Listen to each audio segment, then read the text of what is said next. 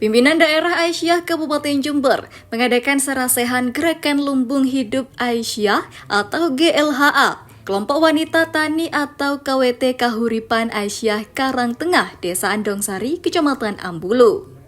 Kegiatan sarasehan kali ini juga dihadiri oleh pimpinan Aisyah Pusat dan juga dihadiri oleh beberapa narasumber, yaitu Bejo Suroso dari Fakultas Pertanian Universitas Jember, Imam Sudarmaji selaku Kepala Dinas Tanaman Pangan dan Hortikultura Jember, Ahmad Mursid Rois dan Abu Daren selaku Ketua Perkumpulan Forum Petani Vanili Indonesia dan juga Ketua Perkumpulan Petani Cabai Jamu Indonesia. Dalam kegiatan sarasehan kali ini juga memberikan pengetahuan dan bagaimana cara untuk memanfaatkan lahan pekarangan yang kosong sehingga bisa menjadi ladang bisnis. Seperti memanfaatkan tanaman cabai jamu atau vanili yang bisa merubah taraf perekonomian yang lebih baik. Dan kegiatan tersebut juga mendukung program pemerintah terkait ketahanan pangan dan kelompok tani wanita atau KWT juga mempunyai peran juga dalam hal tersebut. Baik, terima kasih. Sarasehan Gerakan Lumbung Hidup Aisyah ini adalah dalam rangka untuk mengembangkan wawasan dari para anggota kelompok wanita tani Aisyah yang sudah memiliki kegiatan beragam dalam olah tanah dan olah tanaman, sehingga harapannya sarasehan ini membuka wawasan bagi para anggota untuk bisa melakukan proses produksi, industri, sekaligus pemasaran yang lebih, sehingga hasil yang didapatkan dari Gerakan Lumbung Hidup Aisyah ini tidak hanya sebatas mencukupi kebutuhan pangan, tetapi juga mengembangkan perekonomian dari anggota dan masyarakat sekitar. Harapannya sarasehan ini benar-benar bisa membangun jejaring sehingga ibu-ibu dari anggota kelompok wanita tani Aisyah memiliki keluasan akses yang mendorong mereka untuk bisa berkiprah lebih luas, lebih banyak, dan menjadi pengalaman yang bisa dicontohkan kepada masyarakat sekitar.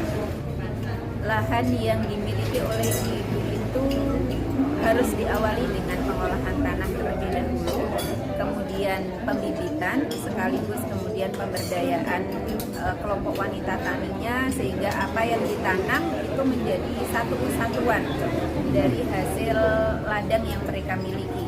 Tidak sebatas memperbanyak variasi, tetapi bagaimana meningkatkan kualitas dari tanaman-tanaman yang menjadi kesepakatan di kelompok tani itu, sehingga harapannya menjadi peluang yang mencirikan kelompok wanita tani ini hasil tanamannya berupa apa, pemasarannya bagaimana, dan pengolahannya bagaimana, yang secara lebih intens memberikan hasil sekaligus penguatan perekonomian itu adalah cabai obat dan juga buah jamu citra, dan beberapa diantaranya ada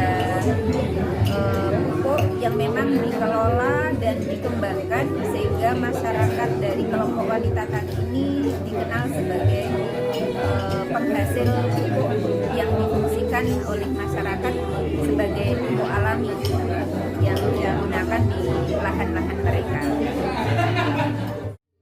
Terima kasih. Jadi kita sudah sepakat, tadi kita ngomong kecil dengan beliau-beliau ibu dari Aisyah KWT Kecamatan Ambulu, terutama umumnya di KWT kecamatan yang lain, bahwa budidaya cabai jamu itu memang, kalau orang Jawa bilang itu budidaya cabai jamu buat orang malas. Tapi pada kenyataannya, kemalasan apapun yang berbentuk apapun itu pasti luar biasa hasilnya. Karena apa? Cabai jamu secara normatif aja dia akan tumbuh dengan biasa, tapi dia akan menghasilkan buah cabai jamu yang bagus. Kita juga mau menjalin kemitraan terkait dengan kemitraan budidaya, mulai dari persiapan lahan, penanaman, perawatan, sampai bahkan pasca panen pun akan kita cover dengan perkumpulan petani cabai jamu Indonesia. Kita akan gabung dengan KWT daripada Aisyah. Mungkin sementara itu, dan pasar sudah kita akan MOU bahwa hasil panen tersebut akan kita beli dengan harga umum. Kemudian kalau progres untuk ke depan, bahwa cabai jamu itu merupakan salah satu komoditi yang selama ini banyak orang yang tidak mau merekomendasi bahwa cabai jamu ini sangat berpotensi untuk mencukupi kebutuhan keluarga baik secara luar maupun dalam. Artinya bahwa cabai jamu progresnya kebutuhan pasar dunia baik lokal maupun dunia itu luar biasa sekali. Oke. Kalau terkait dengan budidaya ini yang jelas kita membutuhkan kuantitas dan kualitas. Kualitasnya bagaimana? Teknik cara pemetikannya, perawatan sampai pemetikannya, terus setelah itu kita beli basah. Insya Allah kita beli basahnya dengan harga 23% dari harga kering saat ini. Sehingga petani musim penghujan sudah tidak bingung lagi.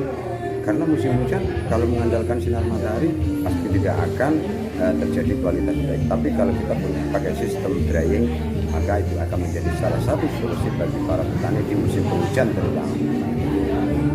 Untuk kualitas. Dari Ambulu, Bambang Sugiarto, Jember 1 TV melaporkan.